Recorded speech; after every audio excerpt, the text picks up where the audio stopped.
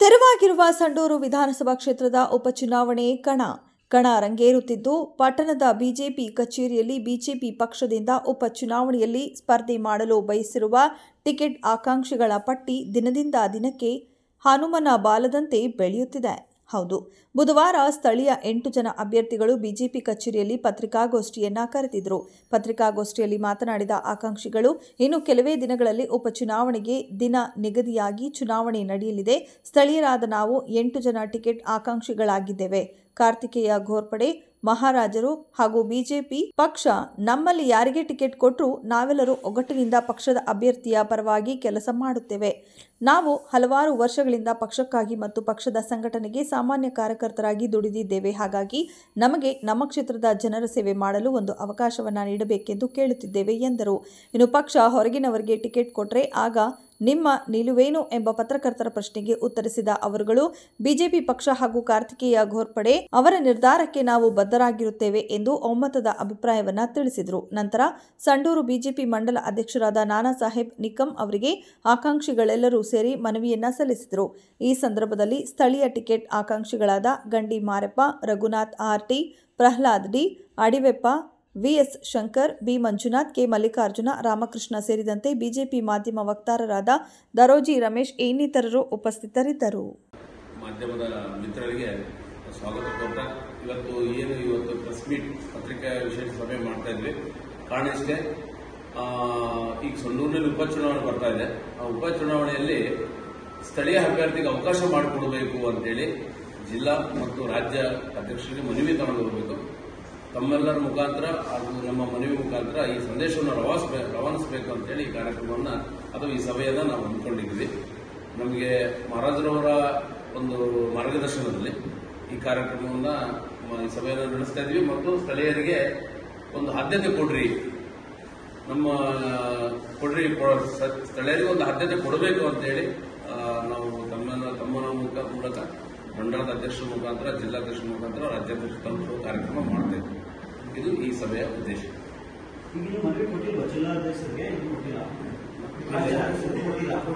Aspirant ಅಂತ ಕೊಟ್ಟಿದ್ವಿ, ಮನವಿ ಕೊಟ್ಟಿಲ್ಲ. ಇದಾದ ನಂತರ ಕೊಡಬೇಕಂತ ಉದ್ದೇಶ. ಈಗ ಸ್ಥಳೀಯರು ಎಲ್ಲ ಒಕ್ಕಟ್ಟಾಗಿ 8 ಮಂದಿನ ಇದು ಮಾಡಿ ಯಾರಿಗೆ ಟಿಕೆಟ್ ಕೊಡಲಿ ಎಲ್ಲ ಒಕ್ಕಟ್ಟಾಗಿ ಮಾಡ್ಕೊಂಡು ಹೋಗ್ಬೇಕಂತ ನಾವಿದು. ಆಮೇಲೆ ಮಂಡಲ ಅಧ್ಯಕ್ಷರಿಂದ ಜಿಲ್ಲಾಧ್ಯಕ್ಷಿಗೆ, ಜಿಲ್ಲಾಧ್ಯಕ್ಷರಿಂದ ರಾಜ್ಯಾಧ್ಯಕ್ಷಿಗೆ ಹೋಗ್ಬೇಕು, ಆಮೇಲೆ ಗೋರ್ಪಡೆ ಸಾರಿಗೆ ಹೋಗ್ಬೇಕು.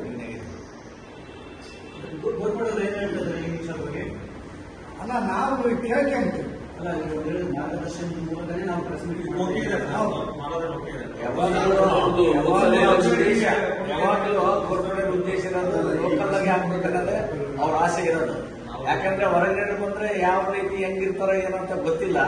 ಇಲ್ಲೇರಾದ್ರೆ ನಾವು ಹೇಳಿದಂಗೆ ನಮ್ಮ ಜನರಿಗೆ ಕೆಲಸ ಆಗ್ತದಲ್ಲ ಅನ್ನೋ ಉದ್ದೇಶನೇ ನಮ್ ಗೋರ್ಪಡೆ ಮಾಡೋದ್ರಿಂದ ಇರೋದು. ಯಾರೇ ಆಗಲಿ ಲೋಕಲ್ ಆಗ್ಬೇಕನ್ನೋ ಉದ್ದೇಶ ಇತ್ತು ಅವ್ರಿಗೆ.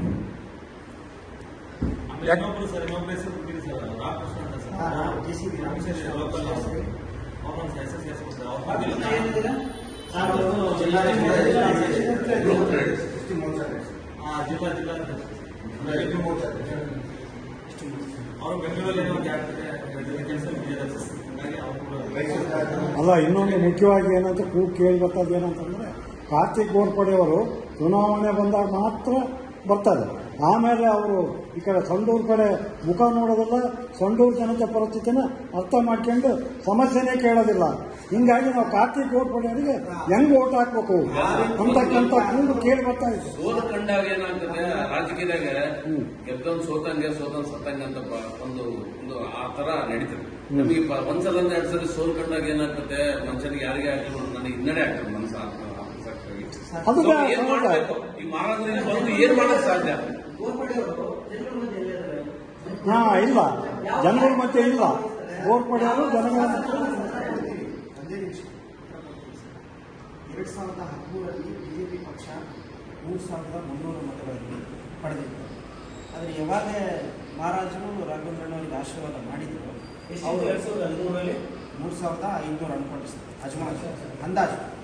2013 ಯಾವಾಗ 2018ರಲ್ಲಿ ಮಹಾರಾಜರು ಆಸಕ್ತಿ ತಗೊಂಡು ರಾಘವೇಂದ್ರನವರಿಗೆ ಆಶೀರ್ವಾದ ಮಾಡಿ ಅವರು ಮನೆ ಓಣೆ ಮನೆ ತಿರುಗಿ ಅದರ 20 ಪಟ್ಟು ಜಾಸ್ತಿ ಮಾಡಿದ್ರು. ಅಂದರೆ ಅಂದಾಜು 65,000ಕ್ಕೆ ಏರಿಸಿದ್ರು. ಅದು ಮಹಾರಾಜರ ಶಕ್ತಿ. ಏನು ಸರ್, ಇವಾಗ ಯಾರು ಹೇಳಿದ್ರು ಸರ್, ತಿಂಗಳಿಗೆ ಒಂದು ಸತಿ ಬರ್ತಾರೆ ಮಹಾರಾಜರು, ಬಂಗ್ಲಿಗೆ ಬರ್ತಾರೆ, ಕಾರ್ಯಕರ್ತರು ಎಲ್ಲರೂ ಭೇಟಿ ಆಗ್ತಾರೆ, ಅವ್ರ ಕಷ್ಟಕ್ಕೆ ಸಹಾಯ ಮಾಡ್ತಾರೆ. ಅದು ಅವರು ಮಹಾರಾಜರು ಸರ್ ಅವ್ರು ಯಾರು ಓಪನ್ ಆಗಿ ಇದು ಮಾಡೋದು. ಅವ್ರು ಏನು ಬೇಕು ಕಾರ್ಯಕರ್ತರಿಗೆ ಕಷ್ಟಗಳಿಗೆ ಸ್ಪಂದನೆ ಕೊಡ್ತಾ ಇದ್ದಾರೆ, ಅವ್ರು ಏನು ಬೇಕು ನೆರವು ನೀಡ್ತಾ ಇದ್ದಾರೆ. ಇವಾಗ ಪಕ್ಷಕ್ಕೂ ಸಹಕಾರ ನೀಡುವಂತ ಬಂದಿದ್ದಾರೆ. 2023ರಲ್ಲಿ ಕೂಡ ನಮ್ಮ ಅತಿಥಿಯವರಾದ ಶಿಲ್ಪಾ ರಾಘವೇಂದ್ರ ಅಕ್ಕವರಿಗೆ ಕೂಡ ಟಿಕೆಟ್ ತಂದರು. ಆದರೆ ನಮ್ಮಲ್ಲೇ ಎಡವಟ್ಟಾಯಿತು.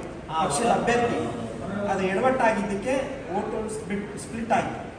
ಈಗ ಯಾರೇನು ಮಾಡೋಕ್ಕಾಗುತ್ತೆ ಸರ್? ಈಗ ನಮ್ಮ ಪಕ್ಷದಲ್ಲೇ ಗೊಂದಲ ಅಂತಂದರೆ ಮತದಾರರು ಕೂಡ ಮತಗಳ ವಿಭಜನೆ ಆಗ್ತದೆ, ಅದು ಕಾಮನ್. ಆದರೆ ಈ ಸತಿ ಸರ್ ಮೊನ್ನೆ ಕಾರ್ಯಕಾರಿಣಿ ವಿಶೇಷ ಸಭೆ ಆಯಿತು. ನಮ್ಮ ಜಿಲ್ಲಾಧ್ಯಕ್ಷರು ಅನಿಲ್ ಮುಖ ಸರ್ ನೇತೃತ್ವ, ನಮ್ಮ ಮಂಡಲ ಅಧ್ಯಕ್ಷರಾದಂಥ ನಾನಾ ನಿಕ್ಕಮ್ ಅವರು ದಣಿಯವರ ಹತ್ರ ಎಲ್ಲನೂ ಕಾರ್ಯಕಾರಿಣಿ ಯಶಸ್ವಿಯಾಗಿತ್ತು. ಅಂದಾಜು 1500 ಜನ ಕಾರ್ಯಕರ್ತರು ಅಲ್ಲಿ ಸೇರಿ ಭಾಳ ವಿಶೇಷವಾಗಿ ಆಯಿತು, ಯಶಸ್ವಿ ಕೂಡ ಆಯ್ತದೆ ಕಾರ್ಯಕಾರಿಣಿ ಸಭೆ.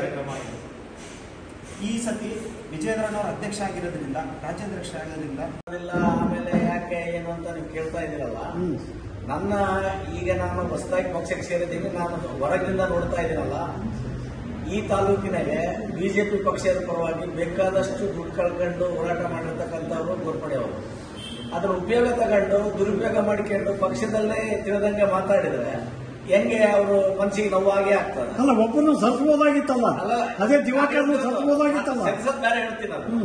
ಈಗ ನಾನೇನ್ ಹೇಳಿದ್ರೆ ಆತ 2 ಸರಿನೂ ನಿಂತಾಗ ಯಾರೇ ನಿಂತರೂ ಕೂಡ ಬೇಕಾದಷ್ಟು ದುಡ್ಡು ಚೆಲ್ಲಿದಾನ. ಚೆಲ್ಲಿದ ಮೇಲೆ ಮತ್ತೆ ಇವರಲ್ಲಿ ಗೊಂದಲ ಎಬ್ಬಿಸ್ಕೊಂಡು ಮತ್ತೆ ಆತ ಮಾತಾಡಿದ್ರೆ ಹೆಂಗೆ ಮುಂದೆ ಬರ್ತಾರೆ? ಒಂದು. ಎರಡನೇದು, ಇನ್ನೊಂದು ಏನಾಗಿರೋದು ಇಲ್ಲಿ ಅಂದ್ರೆ, ಒಬ್ರು ಆಂಟಿಯಾಗಿ ಯಾವಾಗ್ಲೂ ಇದ್ದೇ ಇರ್ತಾರೆ ಈ ಪಕ್ಷದಾಗೆ. ಹೆಂಗೆ ಒಂದೇ ನಮ್ಮ ಪಕ್ಷ ಅಂತೇಳಿ ಬರ್ತಾರೆ, ಯಾವಾಗ ಟಿಕೆಟ್ ಸಿಗ್ಲಿಲ್ಲ ಅಂದೇಟಿಗೆ ಆಂಟಿ ಹೆಂಗೆ ಆಗ್ತಾರೆ ಅಂತ ಹೇಳಿದ್ರೆ ದುಡ್ಡಿಗೋಸ್ಕರ ಆಗ್ತಾರೆ ಅವರು. ಇನ್ನೊಂದು ಪಕ್ಷದ ಹತ್ರ ಅವರು ಬಲಿ ಆಗ್ತಾರೆ. ಹೆಂಗೆ ಅವ್ರು ಏನಾದ್ರೂ ಖರ್ಚಿಗೆ ಹೆಚ್ಚಿಗೆ ಆಮೇಲೆ ಖರ್ಚು ಮಾಡಿರೋದೆಲ್ಲ ಕೊಟ್ಟು ತಕ್ತಾರೆ, ಅವ್ರ ತಕ್ಕಣದಂಗೆ ಅವ್ರು ಕಂಟಿನ್ಯೂ ಮಾಡ್ತಾರೆ.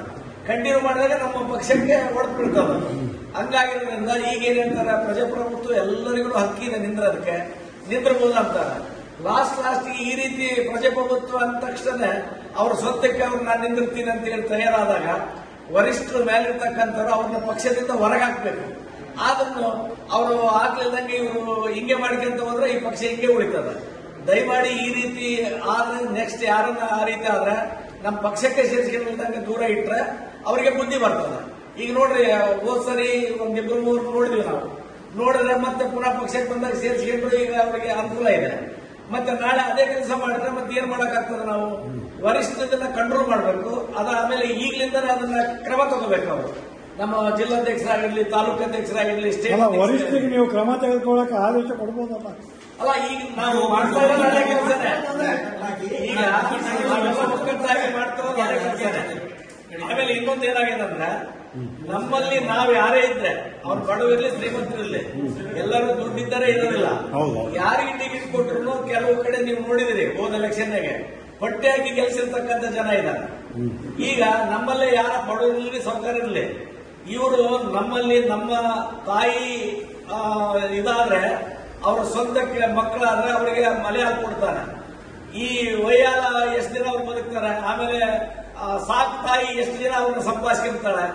ಅದ್ರ ರೀತಿಯಾಗಿ ಇವ್ರು ಯಾರಾದ್ರೂ ಹೊರಗಡೆ ಬಂದ್ರೆ ಸಾಕ್ ತಯಾರಾಗ್ತಾರೆ. ಇಲ್ಲಿರ್ತಕ್ಕಂಥವ್ರು ನಮ್ಮ ತಾಲೂಕಿನ ತಯಾರಾಗ್ತಾರೆ. ಅವರು ಯಾರೇ ಕ್ಯಾಂಡಿಡೇಟ್ ಆಗಿರಲಿ, ದಯಮಾಡಿ ಜನರು ಕೂಡ ನನ್ನ ಆಸೆ ಏನೈತೆ ಅಂತ ಹೇಳಿದ್ರೆ, ಸ್ವಲ್ಪ ಈಗಿನ ಪರಿಸ್ಥಿತಿಯಲ್ಲಿ ಇಲ್ಲಿ ಆರ್ಥಿಕ ಪರಿಸ್ಥಿತಿ ಹಿಂದುಳಿದ್ರಿಂದ ನಮ್ಮ ತಾಲೂಕಿನಾಗ ಸ್ವಲ್ಪ ದುಡ್ಡಿಗೆ ಮರೆ ಹೋಗಿ ದುಡ್ಡಿರ್ತಕ್ಕಂಥ ಜನಕ್ಕೆ ಕ್ಯಾಕೆ ಹೊಡಿತಾ ಇದ್ದಾರೆ. ದಯಮಾಡಿ ಮೊನ್ನೆ ಒಂದು ಫಂಕ್ಷನ್ ಮಾಡಿದ್ವಿ ಎಲ್ಲಿ, ಇದರಲ್ಲಿ ರೆಸಾರ್ಟ್ ನಲ್ಲಿ. ಕೆಲವು ಜನರಿಗೆ ಕುಡಿಸ್ಕೊಂಡಿದ್ರು, ತಿನ್ಸ್ಕೊಂಡಿದ್ರು, ದುಡ್ಡು ಕೊಟ್ಟಿದ್ರು, ಏನ್ ಮಾಡಿದ್ರು, ಹುಯಿ ಅಂತ ಕ್ಯಾಕೆ ಹೊಡಿದ್ರು. ಅದು ಆಗ್ಬಾರ್ದು. ಯಾಕಂದ್ರೆ ನಮ್ಮ ಪದಾಧಿಕಾರಿಗಳು ಇದ್ದಾಗ ಅದು ನಮಗೆ ನೋವಾಗ್ತದೆ. ನಮಗೂ ಸಾಕಷ್ಟು ದುಡ್ಡು ಕೊಟ್ಟು ಕುಡಿಸ್ಕೊಂಡು ಜನ ಸೇರಿಸ್ಕೊಂಡು ಬರೋದು. ನಾವು ಲೋಕಲ್ ಇದೀವಿ, ಇಲ್ಲಿ ಇದ್ದು ಬೇಕಾದ್ರೆ ಸಾವಿರಾರು ಜನ ಸೇರಿಸ್ಕೊಂಡು ಕ್ಯಾಕೆ ಹೊಡಿಸಬಹುದು. ಅದು ಮಾಡಿದ್ರೆ ನಮ್ಮ ಪಕ್ಷಕ್ಕೆ ಅವಮಾನ ಆಗ್ತದೆ. ಅದ್ರ ರೀತಿಯಾಗಿ ನಾವು ಅಂತ ಯಾವ್ದು ಮಾಡಲಿಲ್ಲ. ಇನ್ನೊಂದೇನಂದ್ರೆ, ಎಲ್ಲೋ ಇಂದ ಬಂದಿರ್ತಕ್ಕಂಥವ್ರು ಅವರು ಜನನ ಕುಡಿಸ್ಕೊಂತವ್ರು ತಿನ್ಸ್ಕೊಂತವ್ರು ಏನ್ ಮಾಡ್ತಾರೋ ಗೊತ್ತಿಲ್ಲ, ಬಂದು ಹುಯಿ ಅಂತೇಳಿ ಅವ್ರ ಹೆಸರು ಹೇಳಿದ ತಕ್ಷಣ ಕ್ಯಾಕೆ ಹೊಡೆದ್ರೆ ಅತ್ತಾಗೆ ಜನ ನೋಡ್ತಾ ಇದ್ದಾರೆ. ಆಮೇಲೆ ನಮ್ಮ ವರಿಷ್ಠರು ಬಂದಾಗ ಕಾರು ಅಡ್ಡ ಕಟ್ಟಿ ಇಲ್ಲ ಇಂಥವರಿಗೆ ಇದು ಕೊಡ್ಬೇಕು ಅಂತ ನಾವೇನ್ ಮಾಡಿದೀವಿ, ನಾವು ಅರ್ಜಿ ಹಾಕಿದೀವಿ. ಇಷ್ಟು ಜನ ಒಬ್ಬರು ಹೋಗಿ ನಾವು ಬೇಡಿಕೆ ಇಟ್ಟಿಲ್ಲ. ಯಾಕಂದ್ರೆ ನಾವು ಈಗ ಬೇಡಿಕೆ ಇಟ್ಟರೆ ಸೂಕ್ತ ಅಲ್ಲ. ಅವ್ರು ಯಾರು ಸರ್ವೆ ಮಾಡಿ ಯಾರಿಗೆಲ್ಲ ಕೊಡ್ತೀವಿ ಅವ್ರು ನಿಂತರಾಯ್ತು. ನಾವೆಲ್ಲರೂ ಒಕ್ಕಟ್ಟಿನಿಂದ ಕೆಲಸ ಮಾಡ್ಬೇಕು. ನಾವು ಅನ್ನೋ ಉದ್ದೇಶಕ್ಕೆ ನಾವು ರೆಡಿ ಆಗಿರೋದು ಹೊರತು ಅದೇ ರೀತಿಯಾಗಿ ನಾವು ಪ್ರೆಸಿಡೆಂಟ್ ಬೋರ್ಡ್ ನಾವು ಒಕ್ಕಟ್ಟನ್ನು ತೋರಿಸ್ಬೇಕು. ಆಮೇಲೆ ಇನ್ನೊಂದು ಕೊನೆ ನಮ್ಮ ನಿರ್ಧಾರ ಏನಂದ್ರೆ, ನಮ್ಮೆಲ್ಲರ ಆಸೆ ಹೊರಗಿನರಿಗೆ ಯಾರನ್ನ ಕೊಟ್ರೆ ಇವರೊಬ್ರಿಗೊಬ್ರು ನಾವು ಸಂಬಂಧ ಇಲ್ಲ ಅನ್ನೋ ಲೆಕ್ಕಕ್ಕೆ ಬರ್ತಾರ ಹೊರತು ನಮ್ಮ ಲೋಕಲ್ ಅವರಿಗೆ ಕೊಟ್ರೆ ನಾವೆಲ್ಲರೂ ಕುಡಿಕೆ ಮಾಡಬೇಕು ಅನ್ನೋದು ಆಸೆ ಇದೆ.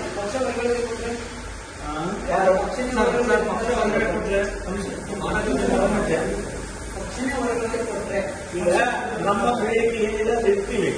ತೀರ ಪಕ್ಷನೇ ಹೊರಗಡೆಗೆ ಕೊಟ್ಟರೆ ಮತ್ತೆ ನಾವೇನು ಮಾಡಕ್ ಬರೋದಿಲ್ಲ. ನಮ್ಮ ಬೇಡಿಕೆ ನಾವು ಇರ್ತೀವಿ. ಸಂಡೂರಿನಲ್ಲಿ ಮರು ಚುನಾವಣೆ ನಡೀತಾ ಇದೆ. ನೀವು ಕಡೆಗೆ ಒಬ್ಬ ಪಕ್ಷದ ಅಭ್ಯರ್ಥಿಯಾಗಿ ನಿಲ್ಲಬೇಕಂತಕ್ಕಂಥದ್ದನ್ನ ನನ್ನ ರಾಜ್ಯಾಧ್ಯಕ್ಷರಿಗೆ ಸಂದೇಶವನ್ನು ಕೊಟ್ಟಿದ್ದೀರಂತೆ. ಹೌದಾ ಸರ್? ಕೊಟ್ಟಿದ್ದೀರಿ. ಎಷ್ಟು ಜನ ಕೊಟ್ಟಿದ್ದೀರಿ? ನಾವು 8 ಜನ ಕೊಟ್ಟಿವಿ ಸರ್. ಸ್ಥಳೀಯವಾಗಿ ಹೊರಗಡೆ ಬಂದಿರ್ತಕ್ಕಂಥವ್ರಿಗೆ ಬಂದಂಥವರಿಗೆ ಕೊಡಬಾರ್ದು ಅಂತ ನಮ್ಮ ಇದೈತೆ ಸರ್. ಬರ್ತಾರೆ, ಸೋಲ್ತಾರೆ, ಹೋಗ್ಬಿಡ್ತಾರೆ. ಇಲ್ಲಿ ಕಾರ್ಯಕರ್ತರಿಗೆ ಭಾಳ ತೊಂದರೆ ಆಗ್ತದೆ. ಅದಕ್ಕಾಗಿ ಸ್ಥಳೀಯರಿಗೆ ಕೊಡಲಿ ಅಂತ ನಮ್ಮ ವಾದ. ಹೌದು ಸರ್. ನಿಮಗೆ ಹೈಕಮಾಂಡ್ ಆಗಿದೆ, ಗೋರ್ಪಡೆಯರ ಇದ್ದಾರೆ ಸರ್. ಈಗ ಪಕ್ಷದ ಚುನಾವಣೆ ನಡೀತಾ ಇದೆ ಸರ್, ಉಪಚುನಾವಣೆ ಸಂಡೂರಲ್ಲಿ. ಇದು ಕುಮಾರಸ್ವಾಮಿ ದೇವರೇ ನಮಗೆ ಆಶೀರ್ವಾದ ಮಾಡ್ದಂಗಿದೆ ಬಿಜೆಪಿ ಪಕ್ಷಕ್ಕೆ. ನಾವು ರಾಜಕೀಯ ಕುಟುಂಬದಿಂದನೇ ಹಿನ್ನೆಲೆಯಿಂದ ಬಂದಿದ್ದೀವಿ. 2018ರಲ್ಲಿ ನಮ್ಮ ಅಣ್ಣ ರಾಘವೇಂದ್ರಣ್ಣವರು ಕಂಟೆಸ್ಟ್ ಮಾಡಿದ್ರು, ಅಲ್ಪ ಮತಗಳಿಂದ ಸೋತ್ವಿ. ನೆಕ್ಸ್ಟ್ 2023ರಲ್ಲಿ ಮಹಾರಾಜರು ಟಿಕೆಟ್ ತಂದು ಕೊಟ್ಟರು ನಮ್ಮ ಅತ್ತಿಯವರಿಗೆ. ಅದು ನಮ್ಮ ಪಾರ್ಟಿನೇ ಉಂಟಾಗಿದ್ದರಿಂದ ನಾವು ಸೋಲನ್ನು ಅನುಭವಿಸ್ತೀವಿ. ಈ ಬಾರಿ ವಿಜೇಂದ್ರಣ್ಣವರು ಅಧ್ಯಕ್ಷರಾಗಿರೋದ್ರಿಂದ, ಅನಿಲ್ ಗುಪ್ಪ ಸರ್ ಜಿಲ್ಲಾಧ್ಯಕ್ಷರಿರೋದ್ರಿಂದ, ಆನಂದಿಕಂ ಸರ್ ತಾಲೂಕು ಅಧ್ಯಕ್ಷರಿರೋದ್ರಿಂದ ಕಾರ್ತಿಕ್ ಗೋರ್ಪಡೆ ಮಹಾರಾಜರು ಸ್ಥಳೀಯರಿಗೆ ಕೊಡಬೇಕಂತ ಒಲವಿದೆ. ಹಾಗಾಗಿ ಸ್ಥಳೀಯರಿಗೆ ಕೊಡಿಸ್ತಾರೆ ಅನ್ನೋ ನಂಬಿಕೆ ಇದೆ, ಅಚಲವಾದ ನಂಬಿಕೆ ಇದೆ ನಮಗೆ. ನಾವು ಈ ಬಾರಿ ಎಲ್ಲರಿಗೂ ಪಕ್ಷ ತೀರ್ಮಾನ ಮಾಡಿ ಒಂದೇ ಕ್ಯಾಂಡಿಡೇಟ್ ಆಗ್ತಾರೆ ಸಂಡೂರಲ್ಲಿ.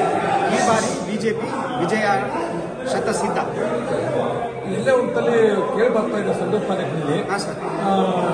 ಈ ದೇವೇಂದ್ರಪ್ಪಗ ಕೊಡಬೇಕು ಅಂತಕ್ಕಂಥದ್ದು. ಆ ದೇವೇಂದ್ರಪ್ಪ ಮಿಸ್ ಆದ್ರೆ ಅಕಸ್ಮಾತ್ ಸಂಡೂರು ತಾಲೂಕಿನಲ್ಲಿ ಮತ್ತೆ ಅವರು ಕೃಷ್ಣಪ್ಪನ ಮನೆಗೆ ಎಲ್ಲಾದರೂ ಕೊಡಬೇಕು ಅಂತ ಮಹಾರಾಜರು ಒಂದು ಏನೋ ಒಂದು ಆಶೀರ್ವಾದ ಇದೆ ಅಂತಕ್ಕಂಥ ಮಾತು ಕೇಳಿ ಬರ್ತಾ ಇದೆ ಸರ್. ಅದು ನಾವು ಆದರೆ ಜನರ ಆಶೀರ್ವಾದ ಸರ್. ಮಹಾರಾಜರು ಆಶೀರ್ವಾದ ಮಾಡಿದರೆ ಆಶೀರ್ವಾದ ನಿಮ್ಗೆ ಯಾವಾಗ ಯಾವಾಗಲೂ ನಿಮಗೆ ಬೆನ್ನೆಲುಬಾಗಿ ನಿಂತಿರ್ತಕ್ಕಂಥ ಮಹಾರಾಜರಂತಾರೆ ಸರ್. ನಾನು ಹೇಳ್ಬಾರ್ದು, ಅಣ್ಣ ತೀರ್ಕೊಂಡಾಗಿಂದ ಪ್ರತಿ ಹೆಜ್ಜೆಗೂ ಮಹಾರಾಜರು ನಮ್ಮ ಕುಟುಂಬದಿಂದ ನಿಂತು ಅವ್ರು ನಮ್ಮನ್ನು ಈ ಮಟ್ಟಕ್ಕೆ ತಗೊಂಡ್ಬಂದಿದ್ದಾರೆ ಸರ್. ಎಲ್ಲ ಅವ್ರ ಆಶೀರ್ವಾದನೇ, ಅವ್ರ ಆಶೀರ್ವಾದದಿಂದಲೇ ನಾವು ಈ ಮಟ್ಟಕ್ಕೆ ಸರ್. ಖಂಡಿತವಾಗಿ ನೀವು ಟಿಕೆಟ್ ಕೊಟ್ಟರೆ ಯಾವ ರೀತಿ ನಿಮ್ಮ ಮುಂದಾಲೋಚನೆಗಳು ಏನಿದೆ ಸರ್? ಅದು ಮಹಾರಾಜರು ರಾಜ್ಯಾಧ್ಯಕ್ಷರು, ಕಾರ್ತಿಕ್ ಗೋರ್ಪಡೆ ಮಹಾರಾಜರು ರಾಜ್ಯಾಧ್ಯಕ್ಷರು ಪಕ್ಷದ ತೀರ್ಮಾನ ಮಾಡಿ ಒಬ್ಬ ಒಮ್ಮತ ಅಭ್ಯರ್ಥಿಯಾಗಿ ಅವ್ರು ಏನು ಗೆಲುವಿಗೆ ತಂತ್ರ ಹಾಕಬೇಕು, ಕಾಂಗ್ರೆಸ್ಸಿಗೆ ಏನು ಪ್ರತಿತಂತ್ರ ಹೂಡಬೇಕು, ಹೂಡಿ ಈ ಬಾರಿ ಬಿಜೆಪಿನ ವಿಜಯ ತಂದೆ ತರ್ತಾರೆ ಸರ್. ಅಕಸ್ಮಾತ್ ನೀವು ವಿಜಯ ಆಗ್ತದೆ ಅಂತ ಹೇಳ್ತಾ ಇದ್ದೀರಾ, ಆದರೆ ಯಾವ ರೀತಿ ನಿಮ್ಮ ನೀವೇನು ಡೆವಲಪ್ಮೆಂಟ್ ಅನ್ನು ಕಾಣಬೇಕು, ಏನು ಮಾಡಬೇಕಂತ ಅನ್ಕೊಂಡಿದ್ದೀರಿ? ಸಂಡೂರು ಮೂಲಭೂತ ಸೌಕರ್ಯದಲ್ಲಿ ಭಾಳ ಹಿಂದೆ ಉಳಿದಿದೆ ಸರ್. ನಾವು ಹೋಗೋ ರಸ್ತೆ ಆಗಿರಲಿ, ಪ್ರತಿ ಬೈಕ್ ಸವಾರರು ಧೂಳು ಅನುಭವಿಸ್ತಾರೆ. ಈ ಚರಂಡಿ ಇಲ್ಲ, ವಿದ್ಯುತ್ ವ್ಯವಸ್ಥೆ ಇಲ್ಲ, ರೋಡ್ಗಳಿಲ್ಲ, ಚಿಕ್ಕ ಮಕ್ಕಳಿಗೆ ಎಜುಕೇಷನ್ ಕೂಡ ಕರೆಕ್ಟಾಗಿ ಸಿಗ್ತಾ ಇಲ್ಲ. ಇವತ್ತೇನು ರಸ್ತೆ ಅಭಿವೃದ್ಧಿ ಮಾಡಿದ್ದೀವಿ ಅಂತ ಹೇಳ್ತಾ ಇದ್ದಾರೆ. ಅದು ಯಾವ ಕಾರಣಕ್ಕೆ ಮಾಡಿದಾರೆ ಅನ್ನೋ ಸಾಮಾನ್ಯ ಜನರಿಗೆ ಕೂಡ ಗೊತ್ತಿದೆ. ಯಾಕಪ್ಪ ರಸ್ತೆ ಅಭಿವೃದ್ಧಿ ಮಾಡ್ತಾರಂತ ನಾವೇನು ಮೂಲಭೂತ ಸೌಕರ್ಯಗಳೆಲ್ಲನೂ ಜನರಿಗೆ ತಲುಪಿಸೋ ಕೆಲಸ ಮಾಡ್ತೀವಿ. ಮಹಾರಾಷ್ಟ್ರ ಹೌದು, ನಾನು ಕೊಟ್ಟಿದ್ದೆ. ನಾನು ಒಬ್ಬ ಆಕಾಂಕ್ಷಿ ಅಂತೇಳಿ ಎಷ್ಟು ಜನ ಕೊಟ್ಟಿದ್ದೀರಿ ಸರ್? ಎಲ್ಲ ಸಂಡೂರಿನಲ್ಲಿ ನಮ್ಮ ಸ್ಥಳೀಯವಾಗಿ 9 ಜನ ಕೊಟ್ಟಿದ್ದೀವಿ ನಾವು. ಏನು ತಾವು ಆಕಾಂಕ್ಷಿ ಇದ್ದೀರಾ? ಏನು ತಾವು ಯಾವ ರೀತಿ ನೀವು ಒಂದು ಡೆವಲಪ್ಮೆಂಟ್ ಅನ್ನು ಕಾಣ್ಬೋದು? ಸರ್, ನಾನು ಒಂದು ವಿಷಯ ನಿಮ್ಮ ಹತ್ರ ನನ್ನ ವಿಷಯವನ್ನು ಹೇಳಕ್ಕೆ ಇಷ್ಟಪಡ್ತೀನಿ. ಮಾಜಿ ಶಾಸಕರು ಹಾಗೂ ಹಾಲಿ ಸಂಸದರಾದ ತುಕಾರಾಮ್ ಅವರು 16 ವರ್ಷ ಶಾಸಕರಾಗಿದ್ದಾರೆ, 4 ಸಾರಿ ಗೆದ್ದು. ಅದು ನಮ್ಮ ಬಿಜೆಪಿ ಕೊರತೆಯಿಂದನೇ ಅವರು ಗೆಲುವಾಗಿರೋದು ಅಂತ ನನ್ನ ಅನಿಸಿಕೆ. ಕಾರಣ ಇಷ್ಟೇ, ಅವರು ಎಜುಕೇಷನ್ ಬಗ್ಗೆ, ವಿದ್ಯಾಭ್ಯಾಸದ ಬಗ್ಗೆ ಬಹಳ ಅಜೆಂಡ ಇಟ್ಕೊಂಡು ಹೋಗ್ತಾ ಇದ್ರು. ನಾನು ಒಂದು ಪ್ರಶ್ನೆ ಅವ್ರಿಗೆ ಕೇಳ್ತೀನಿ. ಸಂಡೂರು ತಾಲೂಕು ಅಂದರೆ ಅಖಂಡ ಬಳ್ಳಾರಿ ಜಿಲ್ಲೆ 8 ತಾಲೂಕಿನಲ್ಲಿ ಸಂಡೂರು ತಾಲೂಕಿನಲ್ಲಿ ಅತ್ಯಂತ ಕನಿಷ್ಠ ಶಾಲೆಯ ಸ್ಕೋರ್ ಇದೆ. ಹಾಸ್ಟೆಲ್ ಸಹ ಕಮ್ಮಿ ಇದೆ ಸರ್. ಯಾಕೆ? DMF ಫಂಡ್ ಇಲ್ವಾ? ಇವ್ರ ಅಭಿವೃದ್ಧಿ ಏನು ಮಾಡ್ಯಾರ ಅಂತ ಕೇಳಿದ್ರೆ ಇದೊಂದು ಉದಾಹರಣೆ ಸಾಕು, ಬಹಳ ಇದಾವೆ. ನನ್ನ ಉದಾಹರಣೆ ಒಂದೇ. 8 ತಾಲೂಕುಗಳಲ್ಲಿ ಅತ್ಯಂತ ಕಮ್ಮಿ ಹಾಸ್ಟೆಲ್ ವಸತಿ ನಿಲಯ ಇರತಕ್ಕಂಥದ್ದು ಸಂಡೂರು ತಾಲೂಕು ಅಂದ್ರೆ ನನ್ಗೆ ಬಹಳ ನಾಚಿಕೆ ಆಗ್ತದೆ. ದಲಿತರಾಗಿರ್ಬೋದು, ಹಿಂದುಳಿದ ವರ್ಗದವರಾಗಿರ್ಬೋದು, ಸಾಮಾನ್ಯ ವರ್ಗದವರಾಗಿರ್ಬೋದು, ನೀವು ಅದನ್ನು ಸ್ವಲ್ಪ ಲಕ್ಷ್ಯ ಕೊಡಬೇಕು. ತಾವೇ ಹೇಳಿದಾಗ ಈಗ ಎಲ್ಲ ಕಡೆಗೆ ಎಜುಕೇಶನ್ ಬಗ್ಗೆ ಡೆವಲಪ್ಮೆಂಟ್ ಮಾಡಿದ್ದಾರೆ ಅಂತಕ್ಕಂಥದ್ದು ಶಾಸಕರು ಹೇಳ್ತಾರೆ ಅಂತಕ್ಕಂಥದ್ದು. ತಾವು ಯಾಕೆ ಅದ್ರ ಬಗ್ಗೆ ವಿರೋಧ ಮಾಡಲಿಲ್ಲ? ಯಾಕೆ ಪ್ರತಿಭಟನೆ ಮಾಡಲಿಲ್ಲ? ಪಕ್ಷದಲ್ಲಿ ಕೆಲವು ಸಾರಿ ಜವಾಬ್ದಾರಿ ಇದ್ದಾಗೆ ಅಥವಾ ಜವಾಬ್ದಾರಿ ಇಲ್ದಾಗೆ ಅವ್ರು ಮಾಡಿರ್ತಕ್ಕಂಥ ಕೆಲಸಗಳು ನಾವು ಅನೇಕ ಸಾರಿ ಮಾಡಿದ್ವಿ. ಹಿಂದೆಲ್ಲ ಮಾಡಿದ್ವಿ. ಅವ್ರ ಮನೆ ಮುಂದೆ ಸ್ಟ್ರೈಕ್ ಕುಂತಿದ್ವಿ. ಅವಾಗ 1,00,000 ಕೇಸ್ ಹಾಕಿದ್ರು, ಅವೆಲ್ಲ ಕಳ್ಕೊಂಡಿದ್ವಿ. ಈಗ ಮೊನ್ನೆ ಹೋದ್ ಸರಿ ಇದ್ದಾಗ ಒಂದು 3 ವರ್ಷ ಕೊರೋನಾ ಕಾಲದಾಗ ಆಗಲಿಲ್ಲ. ಮೊನ್ನೆ ತಾಲೂಕು ತಹಶೀಲ್ದಾರ್ ಅವರು ಇದ್ದಾಗ ಅವಾಗೂ ನಾವು ಅವ್ರಿಗೆ ವಿರೋಧವನ್ನು ವ್ಯಕ್ತಪಡಿಸಿದ್ವಿ. ಮುಂದೆ ಅದ್ರ ಬಗ್ಗೆ ಸಿಕ್ಕಾಗ ಒಂದೊಂದು ಮಾಡ್ತೀವಿ. ಈಗ 187 ಕೋಟಿ ಹಗರಣದ್ದೈತೆ, ಅದನ್ನು ನಾವು ಹಂತ ಹಂತವಾಗಿ ಜಿಲ್ಲೆಯಿಂದ ರಾಜ್ಯ ಮಟ್ಟದಲ್ಲಿ ಮಾಡ್ತಿದ್ದಾರೆ. ತದನಂತರ ತಾಲೂಕಿನಲ್ಲಿ ಮಾಡ್ಬೇಕಂತ ನಮ್ಮ ನನ್ನ ವಾಲ್ಮೀಕಿ ಬಂಧುಗಳಿಗೆ ಕರೆ ಕೊಟ್ಟಿದ್ದೀವಿ. 9 ಮಂದಿ ಆಕಾಂಕ್ಷಿಗಳ ಪಟ್ಟಿಯನ್ನು ಕೊಟ್ಟಿದ್ದೀರಿ. ಅಕಸ್ಮಾತ್ ಹೊರಗಡೆ ಇಂದ ಬಂದಿರತಕ್ಕಂಥವ್ರಿಗೆ ಟಿಕೆಟ್ ಕೊಟ್ಟಿರ್ತಾವೆ, ಏನ್ ಮಾಡ್ಬೋದು ಸರ್? ನನಗೆ ಪಕ್ಷ ಕೊಟ್ಟಿರ್ತಕ್ಕಂಥ ಜವಾಬ್ದಾರಿ ಏನೈತೆ ಆ ಕೆಲಸ ನಾನು ಮಾಡ್ತೀನಿ. ಅದು ನಾನು ಈ ಪಕ್ಷದಲ್ಲಿ ಸುಮಾರು 16-18 ವರ್ಷ ಸಂಪೂರ್ಣವಾಗಿ ಮಾಡ್ಕೊಂಡ್ ಬಂದಿರತಕ್ಕಂಥ ಕೆಲಸ. ಹೋದ್ ಸರಿ ನಾನು ಒಬ್ಬ ಆಸ್ಪಿರೆಂಟ್ ಇದ್ದೆ 23ಕ್ಕೆ. ಶಿಲ್ಪರಾಘವೇಂದ್ರ ಕೊಟ್ಟಾಗ ನಾನು ಒಬ್ಬನೇ ಆಸ್ಪಿರೆಂಟ್ ಅಂತ ಕೊಟ್ಟರಲ್ಲ, ನಾನು ಒಬ್ಬನೇ ನಿಮ್ಮ ಜೊತೆ ಕೆಲಸ ಮಾಡಿದೆ. ಸೊ ಹಿಂದೆ ಮಾಡಿದ್ದಾಗೂ ಮಾಡಿದ್ದೀನಿ. ನನಗೆ ಕೊಟ್ಟಂತ ಜವಾಬ್ದಾರ ನನ್ನ ಶಕ್ತಿ ಮೀರಿ ನಾನು ಕೆಲಸ ಮಾಡಿರೋದು ಭಾರತೀಯ ಜನತಾ ಪಕ್ಷ ಜಿಲ್ಲಾ ಮಟ್ಟದವರಿಗೂ ಗೊತ್ತಿದೆ. ಸೊ ಈಗ ನಾಳೆ ಯಾರಿಗೂ ಕೊಟ್ರೆ ಗೆಲ್ಲಬೇಕು, ಅದು ಮತದಾರ ದೇವರುಗಳ ಅಪ್ಪಣೆ. ನಮಗೆ ಗೊತ್ತಿರದಂಗೆ ಸ್ಥಳೀಯವಾಗಿ ನೀವು ಯಾರಿಲ್ಲ ಅಂತ ಪ್ರಶ್ನೆ ಕೇಳಿದ್ರೆ ನಮಗೆ ಮಾತಾಡೋಕೆ ಉತ್ತರ ಇರಲ್ಲ. ಸೊ ಆ ನಿಟ್ಟಿನಲ್ಲಿ ಸ್ಥಳೀಯರಿಗೆ ಕೊಡ್ರಿ, ಯಾರೋ ಒಬ್ರು ನಾವು ಮುಖಂಡರಾಗಿ ಲೀಡರಾಗಿ ಹೊರಹೊಮ್ತೀವಿ. ಸೋಲು ಗೆಲುವು ಆ ದೇವರಿಗೆ ಬಿಟ್ಟಿದ್ದು. ಅದಾದ ನಂತರ ತಾವು ಹೇಳ್ತೀರಿ ನಾವು ಹಿಂಗೆ ಪಕ್ಷದ ನಿಷ್ಠಾವಂತರ ಕಾರ್ಯಕರ್ತರ ಕೆಲಸ ಮಾಡ್ತೀವಿ ಅಂತಕ್ಕಂಥದ್ದನ್ನು. ಈಗಿಂದ ದಿವಾಕರ್ ಗುಡಿಗೆ ಪಕ್ಷದಲ್ಲಿ ಇದ್ರು, ನಾವು ಪಕ್ಷಕ್ಕೆ ಯಾರಿಗೆ ಕೊಟ್ಟರು ಮಾಡ್ತೀವಿ ಅಂತಕ್ಕಂಥದ್ದನ್ನು. ಬಂಗಾರ ಹನುಮಂತಿದ್ರು, ನಾವು ಯಾರಿಗೂ ಕೊಟ್ಟರು ಪಕ್ಷಕ್ಕೋಸ್ಕರ ಬಿಡ್ತೀವಿ ಅಂತಕ್ಕಂಥದ್ದನ್ನು. ಆಮೇಲೆ ಪಕ್ಷ ಯಾರಿಗೊಬ್ಬ ಟಿಕೆಟ್ ಕೊಟ್ಟ ಮೇಲೆ ಬಂಗಾರ ಹನುಮಂತ ಇಲ್ಲಿ ಬೇರೆ ಪಕ್ಷಕ್ಕೆ ಹೋದರು. ಆಮೇಲೆ ತದನಂತರ ದಿವಾಕರ್ ಗುಡಿಗೆ ಅವರು ಪಕ್ಷ ಬಿಟ್ಟು ಬೇರೆ ಪಕ್ಷಕ್ಕೆ ಕಟ್ಟಿದ್ರು. ಈಗ ತಾವು ಕಡೆ ಹೋಗಲ್ಲ ಅಂತಕ್ಕಂಥದ್ದು ನಿಮಗೆ ಇದು ಸರ್ ಏನು ಸಿಂಪಲ್. ಒಂದು ಶಾಸ್ತ್ರಗಳಿದಾವೆ, ಇದ್ದೂರನಲ್ಲ ಬಿದ್ದು ಗೋಡೆ ಕಟ್ಟನಲ್ಲ ಅಂತ ಹೇಳ್ತೀವಿ. ನಾವು ಇದ್ದೂರಾರು ಅಟ್ಲೀಸ್ಟ್ ಕೊನೆ ಪಕ್ಷ ಒಳ್ಳೇದ್ ಮಾಡ್ತೀವಿ ಇಲ್ಲ ಗೊತ್ತಿಲ್ಲ, ಕೆಟ್ಟದಂತೂ ಮಾಡದಂಗೆ ನಾವು ನಡ್ಕೊಂಡು ಬಂದಿದ್ವಿ. ಕಟ್ಟೆ ಕಲ್ಲಿ ಕಟ್ಟೆ ಹೊಲ್ಸು, ಕಟ್ಟೆವನ್ನ ನಿರ್ಮಾಣ ಮಾಡುವಂತ ಒಂದು ಶಾಸ್ತ್ರ ನಮ್ಮ ಇದಾವೆ. ಅವ್ರಿಗೆ ಏನ್ ಸರ್ ಬೇರೆ ಊರಿಗೆ ಏನ್ ಸರ್ ಜವಾಬ್ದಾರಿ ಇರ್ತದೆ? ಈಗ ಪಕ್ಷ ಅವರಿಗೆ ಅನೇಕ ಸಾರಿ ಮೇಲೆ ಉನ್ನತ ಸ್ಥಾನ ಕೊಟ್ಟಾಗ ನಾವು ಕೇಳೋ ಪ್ರಶ್ನೆಗೆ ಜಿಲ್ಲಾದಲ್ಲಿ ಆಗಲಿ ರಾಜ್ಯದಲ್ಲಿ ಉತ್ತರ ಇಲ್ಲ. ಅದನ್ನ ಆ ಪಕ್ಷಕ್ಕೆ ಜವಾಬ್ದಾರಿ ಬಿಟ್ಬಿಟ್ಟು ಸಂಡೂರು ಇರ್ತಕ್ಕಂಥ ಭಾರತೀಯ ಜನತಾ ಪಕ್ಷವನ್ನ ಯಾವ ನಿಟ್ಟಿನ ತಗೊಂಡು ಹೋಗ್ಬೇಕಂತ ಹೊಸ ಅಧ್ಯಕ್ಷರ ಜೊತೆಗೆ ನಾವು ನೀಟಾಗಿ ತಗೊಂಡು ಹೋಗ್ತಾ ಇದೀವಿ. ಕಷ್ಟಪಟ್ಟು ಕೆಲಸ ಮಾಡ್ತಾ ಇಲ್ಲ, ನಾವು ಕಷ್ಟಪಟ್ಟು ಕೆಲಸ ಮಾಡ್ತಾ ಇಲ್ಲ, ಇಷ್ಟಪಟ್ಟು ಕೆಲಸ ಮಾಡ್ತಾ ಇದೀವಿ. ಅದ್ರದ್ದು ನ್ಯಾಯ ನೀತಿ ಫಲ ನಾವು ಮಾಡಿರೋ ಕೆಲಸದ ಮೇಲೆ ಸಿಗುತ್ತಂತ ನನ್ನ ಉದ್ದೇಶ. ಒಬ್ಬ ಆಕಾಂಕ್ಷಿ ಅಂತ ಈ ಸಂಡೂರು ವಿಧಾನಸಭಾ ಕ್ಷೇತ್ರದಲ್ಲಿ ಉಪಚುನಾವಣೆ ನಡೀತಿದೆಯಲ್ಲ, ಸ್ಥಳೀಯವಾಗಿ ಕೊಡಬೇಕೆಂಬುದೇ ನಮ್ಮೆಲ್ಲರ ವಾದ. ನಮ್ಮ ಒಂದು ಸಂಡೂರು ತಾಲೂಕಿಗೆ ಗಾಢಫಾದರ್ ಆಗಿರ್ತಕ್ಕಂಥ ನಮ್ಮ ಮಹಾರಾಜರು ಕೂಡ ಅದೇ ವಾದ. ಯಾಕಂದರೆ ಇಲ್ಲಿನ ಜಲವಂತ ಸಮಸ್ಯೆಗಳಿಗೆ, ಇಲ್ಲಿಯ ಒಂದು ಅಭಿವೃದ್ಧಿಗೋಸ್ಕರ ಇಲ್ಲಿ ಸ್ಥಳೀಯವಾಗಿ ಇರ್ತಕ್ಕಂಥ 8 ಮಂದಿ ಅಭ್ಯರ್ಥಿಗಳು ಇವತ್ತು ಅರ್ಜಿ ಸಲ್ಲಿಸಿದ್ವಿ ಈ ಉಪಚುನಾವಣೆಗೆ.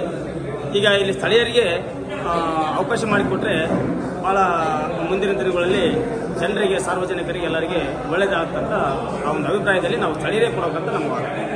ನಮ್ಮ ಸ್ಥಳೀಯವಾಗಿ 8 ಜನ ಸಲ್ಲಿಸಿದ್ದೀವಿ. ಇನ್ನು ನಮ್ಮ ಪಕ್ಷದಲ್ಲಿ ನಮ್ಮ ಜಿಲ್ಲಾ ನಾಯಕರು ಸಹ ಕೇಳಿ ಬರ್ತಾ ಇದೆ, ನಮ್ಮ ಮಾಹಿತಿ ಕೊರತೆ ಇದೆ. ಈ ಸಂಡೂರು ತಾಲೂಕಿನಲ್ಲಿ ಉಪಚುನಾವಣೆ ನಮಗೆ ಬಂದ ವರದಾನ ಅಂತೇಳಿ ನಾನು ಹೇಳಲಿಕ್ಕೆ ಬಯಸ್ತೀನಿ. ತಮ್ಮ ಹೆಸರು? ಬಿ ಮಂಜುನಾಥ. ತಾವು ಇಲ್ಲಿಂದ ಯಾವ ತಾರಾನಗರ. ಇಲ್ಲಿಗೆ ನೀವು ಲಾಸ್ಟ್ ಟೈಮ್ ಕಡೆಗೆ ಒಂದು ಕಂಟೆಸ್ಟ್ ಮಾಡ್ಬೇಕಂತಂದೇಳಿ ತಾವು ಕೂಡ ಇದು ಮಾಡಿದ್ವಿ, ಸಿಗ್ಲಿಲ್ಲ. ಯಾಕೆ? ಕಳೆದ 23ರ ಚುನಾವಣೆಯಲ್ಲಿ ಕೋರ್ ಕಮಿಟಿಯವರಿಗೆ ಸಹ ಶಿಲ್ಪಕ್ ಅವರು ಮತ್ತು ನಮ್ಮದು, ಅದೇ ರೀತಿಯಲ್ಲಿ ನಮ್ಮ ಮಾಸ್ ಲೀಡರ್ ಆಗಿರ್ತಕ್ಕಂಥ ಶ್ರೀರಾಮ ಸರ್ ಅವ್ರದ್ದು ನೇಮ್ ಸಹ ಹೋಗಿತ್ತು. ಆ ಇದರಲ್ಲಿ ಕಳೆದ 2018ರ ಚುನಾವಣೆಯಲ್ಲಿ ರಾಘವೇಂದ್ರಣ್ಣವರ ಅಲ್ಪ ಅಂತರದ ಸೋಲು, ಅವರ ವಿಧಿವಶತ್ ಅವರು ಮರಣ ಹೊಂದಿದ್ರು ಕೋವಿಡ್ ಹಿನ್ನೆಲೆಯಲ್ಲಿ. ನಂತರ 2023ರಲ್ಲಿ ಶಿಲ್ಪಕ್ ಅವರಿಗೆ ಒಂದು ಅವಕಾಶ ಕಲ್ಪಿಸಿಕೊಡ್ಬೇಕಂತೇಳಿ ಪಕ್ಷ ಮತ್ತು ಮಹಾರಾಜರ ನಿರ್ಧಾರದಿಂದ ಶಿಲ್ಪಕರಿಗೆ ಅವಕಾಶ ಮಾಡಿಕೊಡ್ಬೇಕಂತ ಹೇಳಿದ್ರು. ಅದಕ್ಕೆ ನಾವು ವಹಿಸಿ ಪಕ್ಷದ ನಿಷ್ಠೆಯಿಂದ ಕಾರ್ಯ ಮಾಡಿದ್ವಿ. ಮತ್ತೆ ತಾವು ಈ ಸೋಲಿಕೆ ಕಾರಣ ಏನು? ನಮ್ಮ ಸೋಲಿನ ನಮ್ಮಲ್ಲಿ ಇರ್ತಕ್ಕಂಥ ಕಾರ್ಯಕರ್ತರು ಭಿನ್ನಾಭಿಪ್ರಾಯನೇ ಸೋಲಿಗೆ ಕಾರಣ ಆಯ್ತು ಸರ್. ನಮ್ಮದೇ ಒಬ್ಬರು ಕಾರ್ಯಕರ್ತರು ಹೋಗಿ ಇನ್ನೊಂದು ಪಕ್ಷದಿಂದ ಗುರುತಿಸ್ಕೊಂಡು ಚುನಾವಣೆಯಲ್ಲಿ ಸ್ಪರ್ಧೆ ಮಾಡಿದ್ದೆ ನಮಗೆ ಸೋಲಿಗೆ ಕಾರಣ ಆಯ್ತು ಸರ್. ಯಾರಪ್ಪ? KS ದಿವಾಕರಣ್ಣ ಅವರು ಈಗ ಮತ್ತೆ ಪಕ್ಷಕ್ಕೆ ಬಂದಿದ್ದಾರೆ, ಅವರು ಕೂಡ ಆಕಾಂಕ್ಷಿ ಇದ್ದಾರೆ. ಮತ್ತು ಅವರಿಗೆ ಟಿಕೆಟ್ ಕೊಟ್ಟರೆ ಹಾಗೆ ಸರ್, ಪಕ್ಷ ಮಹಾರಾಜರು ಯಾರಿಗೆ ನಿರ್ಧಾರ ಮಾಡ್ತಾರೆ ಅನಿವಾರ್ಯವಾಗಿ ನಾವು ಪಕ್ಷದ ಸಂಘಟನಾತ್ಮಕವಾಗಿ ಗೆಲುವಿಗಾಗಿ ಶ್ರಮಿಸಬೇಕಾಗಿದ್ದು ನಮಗೆ ಕರ್ತವ್ಯ ಇದೆ. ಅದನ್ನು ಶಿರಸ ವಹಿಸಿ ಮಾಡ್ತೀವಿ. ತಮ್ಮ ಹೆಸರು sir? K Mallikarjuna sir, Huchchanahalli sir. Huchchanahalli. ತಾವೇನು ಪಕ್ಷದಾಗ ಪಕ್ಷದಲ್ಲಿ ಮಹಾಶಕ್ತಿ ಕೇಂದ್ರದ ಅಧ್ಯಕ್ಷರಾಗಿದ್ದೆ, ಚೋರ್ನೂರು ಮಹಾಶಕ್ತಿ ಕೇಂದ್ರದ ಅಧ್ಯಕ್ಷ. ಎಷ್ಟು ಜನ ನೀವು ಕೊಟ್ಟಿದ್ದೀರಿ? 8 ಜನ ಕೊಟ್ಟಿದ್ದೀವಿ ಸರ್. ನೀವೆಲ್ಲ ಸ್ಥಳೀಯರಾಗಿ? ಎಲ್ಲ ಸ್ಥಳೀಯರಾಗಿ 8 ಮೆಂಬರ್ಸ್. ಅದಕ್ಕೆ 8 ಜನಕ್ಕೆ ಸ್ಥಳೀಯವಾಗಿ ಕೊಡಬೇಕು, ಯಾಕೆ ಕೊಡಬೇಕು? ಬೇರೆ ಹೊರಗಡೆ ಯಾಕೆ ಕೊಡಬಾರ್ದು ಸರ್? ಲೋಕಲ್ ಇದ್ರೆ ಜನಕ್ಕೆ ಸ್ಪಂದಿಸ್ಬೋದು, ಡೈಲಿ ಸಿಗ್ತಾರೆ. ಇಲ್ಲಿದ್ದ ಕಷ್ಟಗಳು ನಮಗೆ ಗೊತ್ತಿರುತ್ತೆ ಸರ್. ಲೋಕಲ್ ಜನಗಳ ಸಮಸ್ಯೆಗಳು ಏನಿದೆ ಸಾಲ್ವ್ ಮಾಡೋಕ್ಕೆ ಈಜಿ ಆಗುತ್ತೆ, ಸ್ಪಂದಿಸೋಕೆ ಈಜಿ ಆಗುತ್ತೆ, ಕೆಲಸಗಳು ಮಾಡಲಿಕ್ಕೆ ನೀಟಾಗಿ ಅಂದರೆ ಲೋಕಲ್ ಕ್ಯಾಂಡಿಡೇಟ್ ಇರೋದ್ರಿಂದ. ಹೊರಗಡೆಯಿಂದ ಬಂದಿರ್ತಕ್ಕಂಥ ಕೊಟ್ಟರೆ ಏನು ಯಾಕೆ ಕೊಡಬಾರ್ದು ಅಂತಕ್ಕಂಥ ಮಾತು ಸರ್. ಯಾಕೆಂದರೆ ಅವ್ರಿಗೆ ನಮ್ಮ ತಾಲೂಕಿನ ಇತಿಹಾಸ ಗೊತ್ತಿರಲ್ಲ, ಅದ್ರ ಮೂಲ ಗೊತ್ತಿರಲ್ಲ, ಸಮಸ್ಯೆಗಳು ಗೊತ್ತಿರಲ್ಲ. ಹಾಗಾಗಿ ಸುಮ್ಮನೆ ಎಲ್ಲೋ ಬಂದು ನಿಂತ್ಬಿಟ್ರೆ ಅಷ್ಟು ಈಸಿ ಇಲ್ಲ ಸರ್. ಇದು ಜನಸೇವೆ ಕೆಲಸ ಆಗಿರೋದ್ರಿಂದ ಅದು major sir. Major local priority ಕೊಟ್ಟರೆ ಒಳ್ಳೆಯದು ಸರ್.